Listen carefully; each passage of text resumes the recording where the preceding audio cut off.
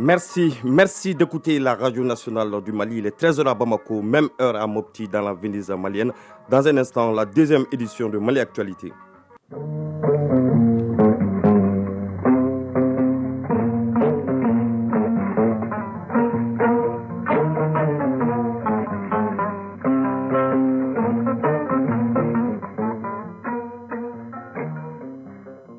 Le journal Bemba Sibi. Mardi 15 août 2023, bonjour et bienvenue dans ce journal. Au sommaire de cette édition, plus de 14 milliards de francs CFA pour faciliter l'accès au financement et développer des activités génératrices de revenus. C'est le coût de la composante 3 du projet de promotion de l'accès au financement, à l'entrepreneuriat, à l'emploi au centre du Mali et au nord qui vient d'être lancé à Mopti. Elle concerne cette région. Le reportage à suivre.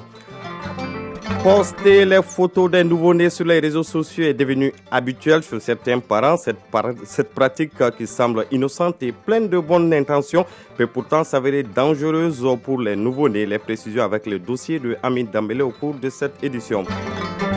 La chronique Initiative citoyenne de ce mardi nous réouvre la fenêtre sur l'association Tous et Chacun, qui est un regroupement de plusieurs structures qui se sont donné la main pour être plus efficaces dans la lutte pour la réduction du taux de mortalité néonatale et infantile au Mali. En sport, il sera question de basketball avec l'entrée en lice des Aigles du Mali cet après-midi contre le Nigeria dans le cadre du tournoi de qualification pré-olympique Paris 2024 Zone Afrique qui est en cours à Lagos. Et en football, l'Espagne est la première équipe qualifiée pour la finale de la Coupe du Monde féminine 2023. Voilà pour les titres de développement dans un instant. Une fois de plus, bonjour et bienvenue dans ce journal. Tout d'abord, écoutons le colonel Soumaïla Bagayoko, procureur général près le tribunal militaire de Bamako, qui nous parle ici des travaux de la troisième session des audiences correctionnelles du tribunal militaire de Bamako au titre de l'année 2023 qui a débuté hier. Une session qui a à son rôle 5 affaires impliquant 7 militaires dans des cas de violation des consignes militaires, de vol et d'escroquerie. Le colonel Bagayoko est au micro de Nouhoum Sissoko. Il y a 5 affaires qui sont inscrites au rôle et 5 affaires mettant en cause 7 personnes. Il y a une affaire de trafic illégal d'armes à feu et violation de consignes militaires. Il y a une affaire de vol et violation de consignes. Il y a une affaire d'escroquerie et il y a une affaire de coups et blessures involontaires, dommages à la propriété et violation de consignes militaires. Les infractions suscitées constituent des délits et la peine encourue pour ces infractions, c'est de 1 an à 5 ans. Bon, cette audience est très importante parce qu'il y a un cas de vol de munitions de guerre. Par cette infraction, les 3 militaires mis en cause étaient des sous-officiers de magasins d'armes de Sikasso. Cette affaire est très importante par le fait du nombre de munitions volées. Il s'agit de 21 caisses de munitions. Et ce n'est pas n'importe quelle munition, ce n'est pas des munitions ordinaires, c'est des munitions de 12-7 qui sont au nombre de 20 caisses et une caisse qui est la 21e qui est des munitions de 14-5. Et ces munitions tombent dans les mains de nos ennemis et ça retourne contre nous. La peine encourue à la matière, c'est 1 an à 5 ans. La particularité aussi de cette audience, c'est que chaque fois qu'on a une affaire à juger, il y a des cas de vol d'armes ou bien des cas de munitions de guerre. Ça fait de l'argent, ça alimente les conflits communautaires et ça retourne contre nous. C'est ainsi que le commandement est monté sur son grand cheval en modifiant même le statut des militaires. Maintenant, quelqu'un qui est puni, bien qui est puni d'un emprisonnement de 3 mois ou plus, il est d'office radié de l'armée. Cette loi modificative date de février 2023. Je vous le disais dans les titres, plus de 14 milliards de francs CFA. C'est le coût de la composante 3 du projet de promotion de l'accès au financement, à l'entrepreneuriat et à l'emploi au Mali qui vient d'être lancé à Mopti. Cette initiative du gouvernement du Mali et ses partenaires va toucher plus de 23 000 personnes vulnérables des régions de Mopti, Badiangara, Douanzan, Tombouctou, Taoudeni, Gao et Kidal. La composante 3 va s'atteler à la mise en place d'activités génératrices de revenus, des travaux à haute intensité de main-d'œuvre, entre autres. Le point avec Aminata Touri. Le lancement de la composante 3 du projet de promotion de l'accès au financement à l'entrepreneuriat et à l'emploi au Mali, PAFEM, dans la région de Mopti, est une initiative du gouvernement du Mali à travers la Banque mondiale pour promouvoir l'accès au financement. Une composante 3 qui sera mise en œuvre par l'UNICEF avec les structures du gouvernement au niveau déconcentré. Mawa Cham, chef de bureau UNICEF Mopti. Ce projet va s'articuler autour de 2 axes. Le premier axe, donc, c'est à travers des opérations de transfert de cash, ce qu'on appelle le monétaire.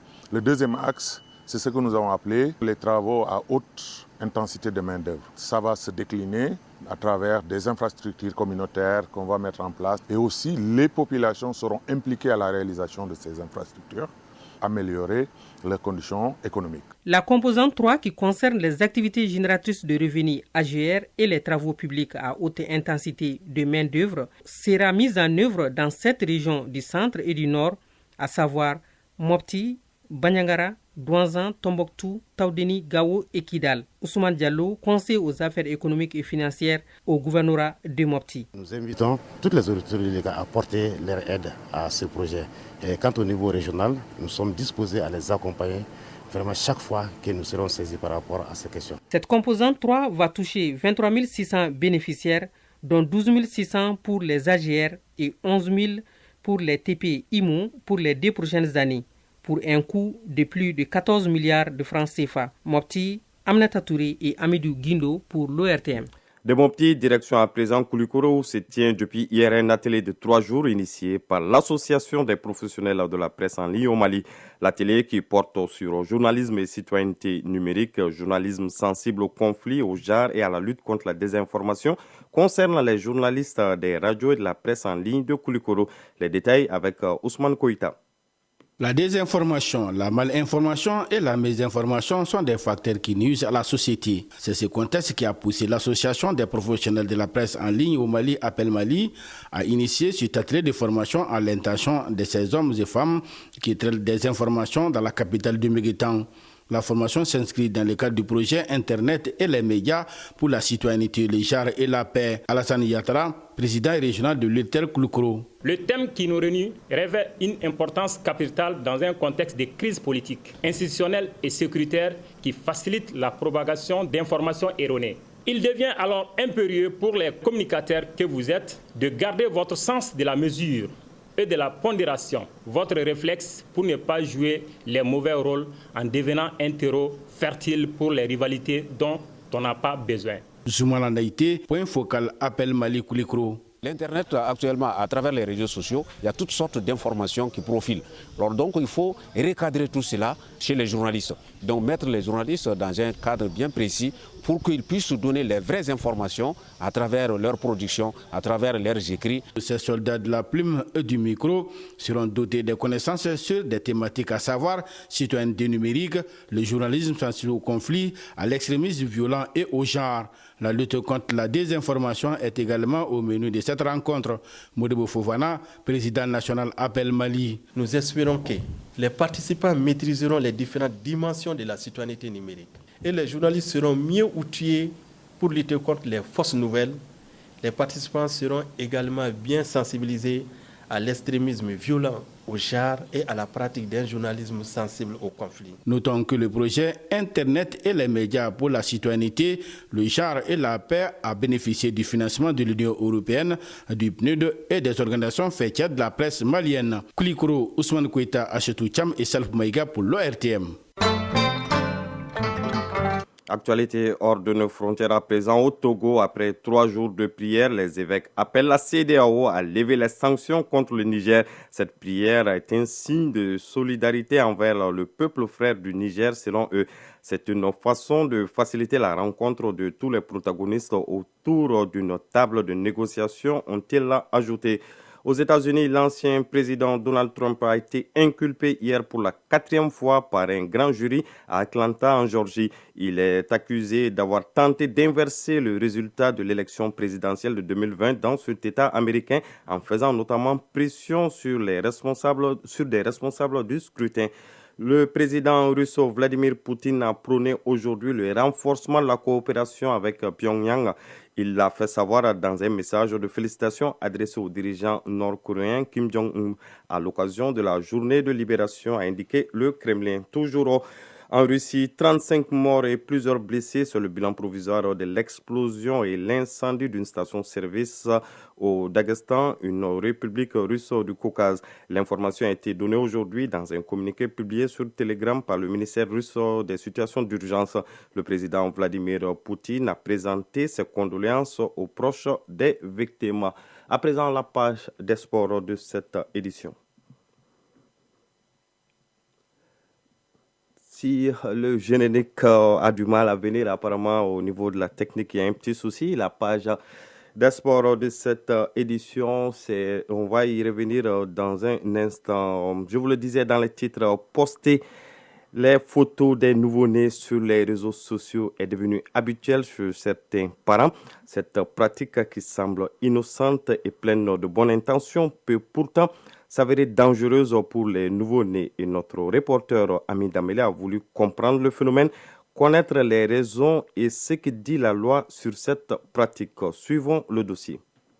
La naissance d'un enfant est toujours un événement important et émouvant pour les parents. Et souvent, très contents de vouloir immortaliser cet instant, nombreux sont les parents qui n'hésitent pas à photographier leur nouveau-né et le poster sur les réseaux sociaux. C'est le cas de Oumou Diakité et Anta Diop, Oumou Diakité ménagère. Juste après mon accouchement, j'ai posté la photo de mon bébé sur les réseaux sociaux. C'est ce qui est à la mode aujourd'hui. C'est aussi un moyen d'informer rapidement ses proches. Je n'ai pas été à l'école, donc je ne vois pas d'inconvénient dans cette pratique. Mon mari le fait aussi. Anta Diop, ménagère. Quand j'ai accouché, j'ai vite posté la photo de mon bébé sur les réseaux sociaux à l'insu de mon mari, car il n'aime pas les réseaux sociaux. Je le fais par plaisir car c'est à la mode et je ne vois pas d'inconvénient. Cette pratique, Bitili Kouyaté et Oumar Sy y voient d'un mauvais œil. Pour eux, elle peut porter préjudice au bébé plus tard dans sa vie professionnelle. Je n'ai jamais posté la photo de mon nouveau-né sur les réseaux sociaux et je ne le ferai jamais car les images des réseaux ne disparaissent jamais. Dans l'avenir, si l'enfant devient une personnalité du pays, cela pourrait avoir des conséquences sur sa carrière. Pour moi, les réseaux sociaux sont faits pour s'informer.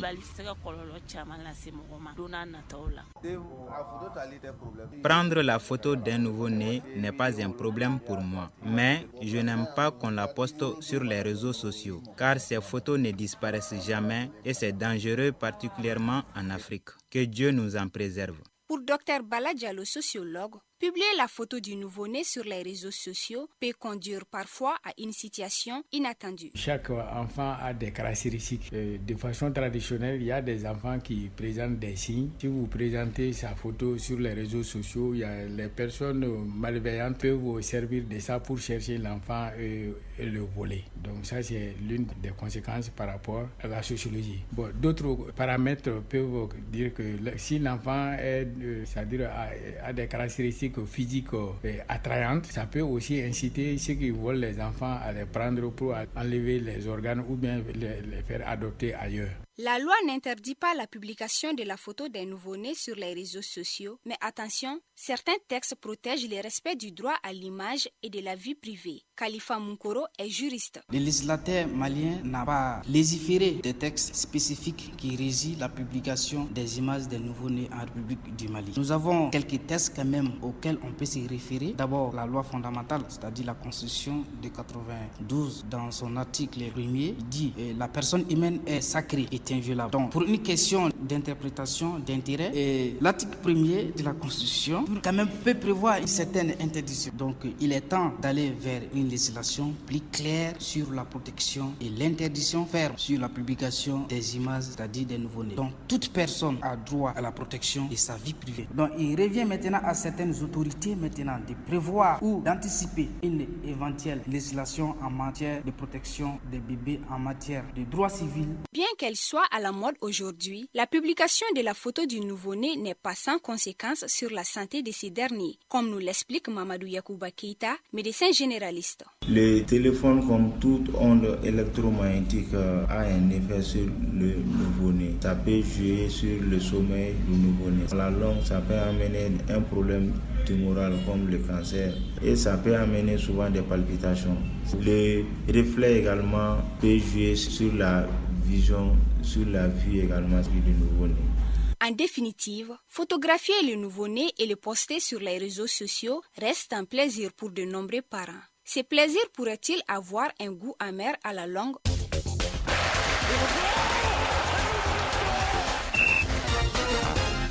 La page de sport, on l'a annoncé, on y est arrivé. Toujours fidèle au poste, il est là, Siragatou Sissé, pour le développement de l'actualité sportive. Bonjour Siragatou Sissé. Bonjour Bemba Sibi. Le tournoi de qualification pré-olympique de basket Paris 2024 Zone Afrique est en cours à Lagos. Les Aigles du Mali entrent en lice cet après-midi contre les Nigériens.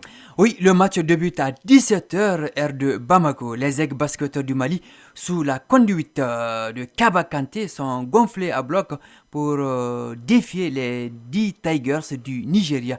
Une victoire du Mali mettrait du piment dans le derby ce jeudi contre le Sénégal. Hier, d'ailleurs, en ouverture de ce groupe A, le Sénégal a battu le Nigeria 93-47. À retenir que le premier du groupe A croisera en demi-finale le deuxième du groupe B et le premier du groupe B se mesurera au deuxième du groupe A pour une place en finale et le ticket qualificatif au tournoi de basket des Jeux Olympiques Paris 2024. Du football à présent, l'Espagne est la première équipe qualifiée pour la finale de la Coupe du Monde féminine 2023. Grâce à sa victoire 2-1 sur la Suède. Dans ce match, tout s'est pratiquement joué dans les 10 dernières minutes. L'Espagne est en finale de la Coupe du Monde féminine pour la première fois de son histoire. Les Espagnols ont déjoué les pronostics. La seconde demi-finale est programmée ce mercredi entre l'Australie et l'Angleterre. Ce dimanche 20 août, un nouveau vainqueur inscrira son nom au palmarès après 9 éditions. Un mot de transfert avec Ibrahima Koné, l'international Aigle de Lorient, qui est sur le point de rejoindre le club espagnol d'Almeria. Un accord pour un transfert entre les deux clubs a été trouvé. Le montant de 7 millions d'euros, soit 5 milliards de francs CFA, et une durée de 5 ans sont communiqués officiellement au sujet du transfert de notre international Aigle Ibrahima Koné. À Almeria, il aura la lourde tâche de faire oublier le départ de son compatriote El Bilal Touré vers l'Atalanta Bergame d'Italie. Ibrahima Koné va connaître son 6e club à seulement 24 ans. Merci Siragatou Sissé pour toutes ces informations sportives. À présent, la chronique initiative citoyenne de ce mardi. Initiative citoyenne. Le développement par nous-mêmes. Dans la chronique initiative citoyenne de ce mardi, nous parlons de l'association Tous et Chacun, qui est un regroupement de plusieurs structures qui se sont donné la main pour être plus efficaces dans la lutte pour la réduction du taux de mortalité néonatale et infantile au Mali. Depuis sa création, elle est active sur le terrain à travers des caravanes de sensibilisation, des émissions radiophoniques, des productions de supports audiovisuels, afin de mieux sensibiliser la population sur les bonnes pratiques. La chronique initiative citoyenne en rediffusion, c'est avec Ousmane Daou. L'association Tous et Chacun est une initiative d'une dizaine de structures qui a vu le jour en 2014. Elle s'est donnée pour mission d'aider l'État dans ses efforts pour l'atteinte des objectifs du développement durable ODD en apportant une contribution à la réduction de la mortalité néonatale infantile. C'est dans ce sens qu'elle organise chaque année une caravane de sensibilisation et d'information avec des causeries éducatives dans les CESCOM et des émissions radio. Babi Korotumu Oumar Kontao, président de l'association Tous et Chacun. Nous faisons la promotion de la santé de la reproduction à travers les sensibilisations pour amener la population à adopter les bonnes pratiques sur la santé de la mère et de l'enfant. Et si nous prenons les causes des décès maternels, nous avons un retard qui est le retard dans la prise de décision au sein de la population. Nous partons à la rencontre des leaders communautaires, des leaders religieux, les groupements de femmes, la jeunesse, dans les régions, dans les cercles, pour qu'ensemble nous puissions trouver une solution pour contribuer à la réduction de la mortalité maternelle, néonatale et infantile. Nous parlons de la planification familiale, nous parlons de l'accouchement dans un centre de santé, les avantages de la consultation prénatale. Nous organisons aussi une caravane de sensibilisation sur le lavage des mains au savon. Au-delà des difficultés souvent liées au manque de financement et l'obtention d'une bonne logistique pour réussir sa mission, l'association s'est implantée un peu partout afin de mieux vulgariser les messages. Nous sommes dans 46 communes dans les districts de Bamako, dans les cercles de Kalabankoro et de Kati. Nous passons dans les 16 communes pour sensibiliser les mamans sur l'allaitement maternel exclusif et la diversification alimentaire. Comme difficulté, nous n'avons pas assez de moyens logistiques pour atteindre notre objectif qui est d'étendre cette sensibilisation. Pour être encore plus efficace dans la lutte pour la réduction du taux de mortalité néonatale infantile, elle a des perspectives. Babi Korotumu Oumar Kontao, président de l'association Tous et Chacun. Transformer l'association en ONG et avoir beaucoup de partenaires pour atteindre nos cibles et créer une large chaîne de communication autour des enfants et des adolescents sur leur droit à la santé. Selon les chiffres du ministère de la Santé et du Développement social de l'enquête démographique de la santé, le taux de mortalité maternelle néonatale et infantile reste encore élevé au Mali. Ce taux est de l'ordre de 325% naissances vivantes, 33 pour 1000 nouveau-nés.